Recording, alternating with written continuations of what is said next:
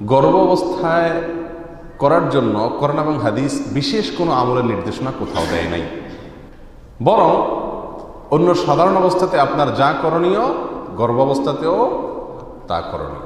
সাধারণ অবস্থায় গুনাহ করবেন না, এ সময় গুনাহ করবেন না। সাধারণ অবস্থায় 5 ওয়াক্ত নামাজ পড়বেন, এই সময় 5 ওয়াক্ত নামাজ পড়বেন। সাধারণ অবস্থায় পর্দার সাথে চলবেন, এই সময়টাতেও পর্দার সাথে চলবেন। সাধারণ অবস্থায় কোরআন তেলাওয়াত করবেন, শুনবেন, এই সমস্ত অবস্থায়ও করবেন।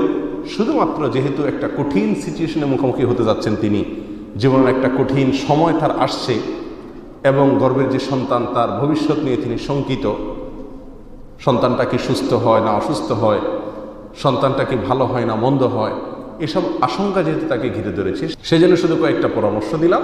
এর ভিতরে প্রথমটা ছিল 5 ওয়াক্ত নামাজ তিনি সময় মতো পড়বেন, আউয়াল ওয়াক্তে শুরুর দিকে পড়বেন, দেরি করবেন না সুন্দরভাবে।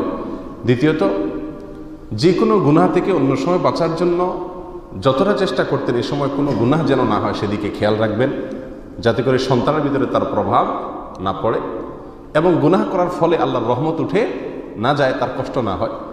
তৃতীয়ত, অন্য সাধারণ যে নেকামলগুলো আছে সেগুলো অন্য সময়ের চাইতে রুটিন নেকামলগুলোকে এই সময়তে বেশি গুরুত্বের সাথে করা, যাতে করে আল্লাহর রহমত এবং অনুগ্রহ নিজের প্রতি বেশি নাজিল হয়।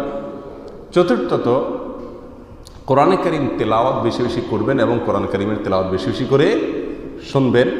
পঞ্চমত, ইস্তেগফার বেশি বেশি করবেন, পারলে দান সাদকা করবেন।